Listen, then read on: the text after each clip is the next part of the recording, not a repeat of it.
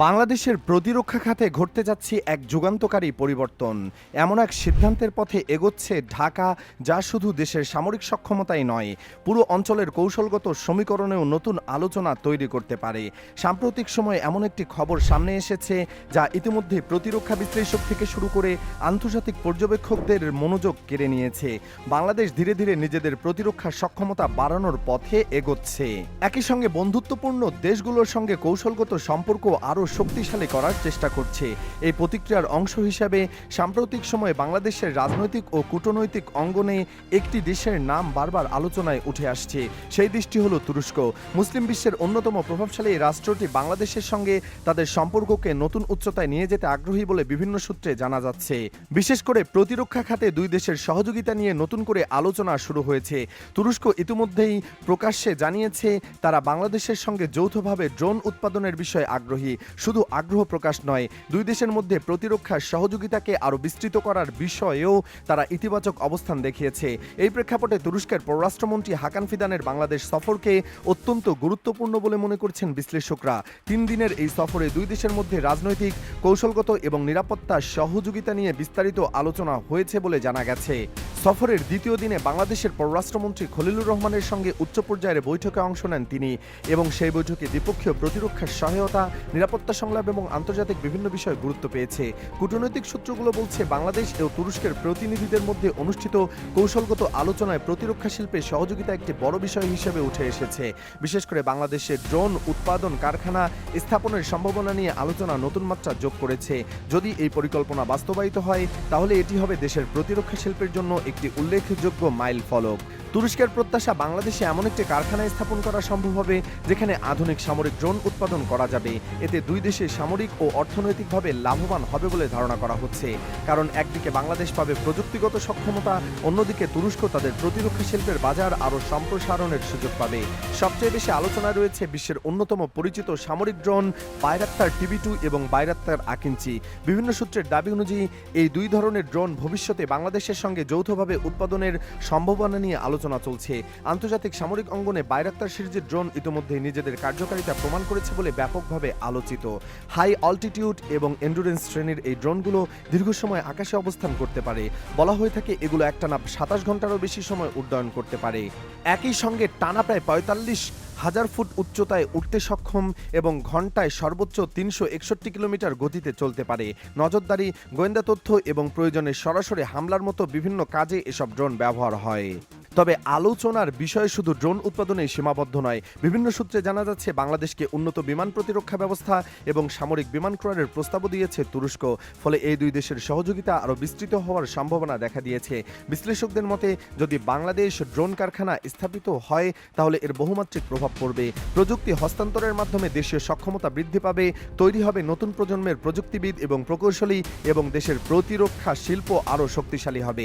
একই সঙ্গে সামরিক আধুনিকায়নের লক্ষ্যে গৃহীত ফোর্সেস গোল 2030 বাস্তবায়নের ক্ষেত্রেও এটি গুরুত্বপূর্ণ ভূমিকা রাখতে পারে। বাংলাদেশ ও তুরস্কের মধ্যে প্রতিরক্ষা সহযোগিতা কোনো সাম্প্রতিক বা আকস্মিক ঘটনা নয়, বরং গত কয়েক বছরে দুই দেশের সম্পর্ক ধীরে ধীরে আরও ঘনিষ্ঠ এবং কার্যকর পর্যায়ে পৌঁছেছে। সামরিক প্রযুক্তি এবং প্রতিরক্ষা সরঞ্জাম সংগ্রহ এবং প্রশিক্ষণ সহ বিভিন্ন ক্ষেত্রে দুই দেশের মধ্যে সহযোগিতা বৃদ্ধি পেয়েছে। বিশেষ করে তুরস্কের প্রতিরক্ষা শিল্পের দ্রুত উন্নয়ন এবং আন্তর্জাতিক বাজারে তাদের ক্রমবর্ধমান উপস্থিতি বাংলাদেশের দৃষ্টি আকর্ষণ করেছে। ফলে প্রতিরক্ষা আধুনিকায়নের অংশ হিসেবে বাংলাদেশ তুরস্কের সঙ্গে বিভিন্ন প্রকল্প এবং চুক্তিতে যুক্ত হয়েছে। এই সহযোগিতার অন্যতম গুরুত্বপূর্ণ অধ্যায় শুরু 2022 সালে, যখন বাংলাদেশ তুরস্কের তৈরি বাইরাক্তার TB2 ড্রোন সংগ্রহের উদ্যোগ গ্রহণ করে। তুরস্কের পরিচিত প্রতিরক্ষা প্রতিষ্ঠান বাইরাক্তার, তুরস্কের সুপরিচিত প্রতিরক্ষা প্রতিষ্ঠান বাইকার এবং বাংলাদেশের সংশ্লিষ্ট সামরিক কর্তৃপক্ষের মধ্যে হওয়া চুক্তি সেই সময় ব্যাপক আলোচনার জন্ম দেয়। কারণ এটি ছিল বাংলাদেশের জন্য একটি গুরুত্বপূর্ণ প্রযুক্তিগত অগ্রগতি। বাইরাক্তার TB2 ড্রোন শুধু একটি সাধারণ নজরদারি প্ল্যাটফর্ম নয়, এটি দীর্ঘ সময় আকাশে অবস্থান করে গোয়েন্দা তথ্য সংগ্রহ করতে এবং লক্ষ্যবস্তু পর্যবেক্ষণ এবং প্রয়োজনে নির্দিষ্ট লক্ষ্যবস্তুতে আঘাত হানার সক্ষমতা রাখে। বিশ্বের বিভিন্ন সংঘাতে এই ড্রোনের কার্যকারিতা নিয়ে ব্যাপক আলোচনা হয়েছে, যার ফলে এটি আন্তর্জাতিক প্রতিরক্ষা বাজারে বিশেষ পরিচিতি লাভ করে। বিশ্লেষকদের মতে এই ড্রোন সংগ্রহের মাধ্যমে বাংলাদেশের প্রতিরক্ষা সক্ষমতায় একটি নতুন মাত্রা যুক্ত হয়। আধুনিক যুদ্ধক্ষেত্রে ড্রোন প্রযুক্তির গুরুত্ব ক্রমাগত বৃদ্ধি পাচ্ছে। সীমান্ত নজরদারি, সামুদ্রিক নিরাপত্তা, দুর্যোগ পর্যবেক্ষণ এবং কৌশলগত গোয়েন্দা তথ্য সংগ্রহের মতো বিভিন্ন ক্ষেত্রে এ ধরনের প্ল্যাটফর্ম গুরুত্বপূর্ণ ভূমিকা পালন করতে পারে। ফলে বায়রাক্তার TB2 সংগ্রহকে অনেকে বাংলাদেশের সামরিক আধুনিকায়ন কর্মসূচির একটি উল্লেখযোগ্য পদক্ষেপ হিসেবে দেখেন। তবে তুরস্কের সঙ্গে বাংলাদেশের সহযোগিতা শুধু ড্রোন প্রযুক্তির মধ্যে সীমাবদ্ধ নয়। গত কয়েক বছরে বাংলাদেশ তুরস্ক থেকে বিভিন্ন ধরনের সামরিক সরঞ্জাম সংগ্রহ করেছে বলে জানা যায়। এর মধ্যে কামানের গোলাবারুদ, রকেট প্রতিরক্ষা ব্যবস্থা, সাজোয়াজান এবং মাইন প্রতিরোধী বিশেষ যানবাহনের মতো সরঞ্জাম অন্তর্ভুক্ত রয়েছে। এসব ক্রয়ের মাধ্যমে বাংলাদেশের স্থলবাহিনী ও অন্যান্য নিরাপত্তা বাহিনীর সক্ষমতা বৃদ্ধির চেষ্টা করা হয়েছে। একই সঙ্গে এসব চুক্তি দুই দেশের মধ্যে প্রতিরক্ষা খাতে পারস্পরিক আস্থা ও সহযোগিতার সম্পর্ককে আরও শক্তিশালী করেছে বলে মনে করা হয়।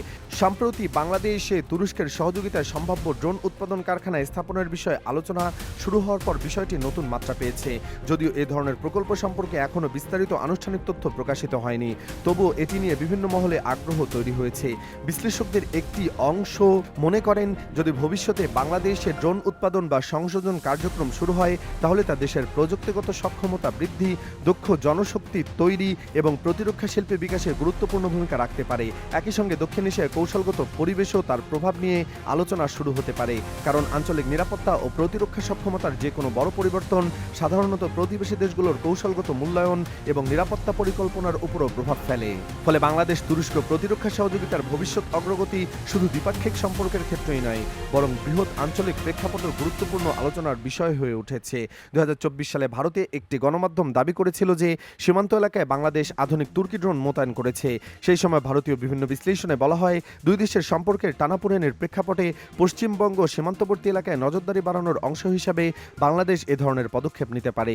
যদিও এই বিষয়ে বিভিন্ন পক্ষের অবস্থান ভিন্ন ছিল, তবে বিষয়টি আঞ্চলিক আলোচনায় স্থান করে নিয়েছিল। সব মিলিয়ে বাংলাদেশ ও তুরস্কের চলমান আলোচনা এখন শুধু একটি কূটনৈতিক সফরের মধ্যেই সীমাবদ্ধ নেই, বরং এটি প্রতিরক্ষা শিল্প, প্রযুক্তি স্থানান্তর, সামরিক আধুনিকায়ন এবং আঞ্চলিক কৌশলগত ভারসাম্যের সঙ্গে যুক্ত একটি গুরুত্বপূর্ণ আলোচনায় পরিণত হয়েছে। ড্রোন কারখানা স্থাপনের সম্ভাবনা শেষ পর্যন্ত বাস্তবে রূপ নেয় কিনা তার সময় বলবে। তবে ইতিমধ্যে এই সম্ভাবনা দেশের প্রতিরক্ষা খাতে নতুন এক অধ্যায়ের ইঙ্গিত হিসেবে দেখা হচ্ছে। আর সেই কারণে বিষয়টি নিয়ে দেশ বিদেশের বিভিন্ন মহলে আগ্রহ দিন দিন বাড়ছেই।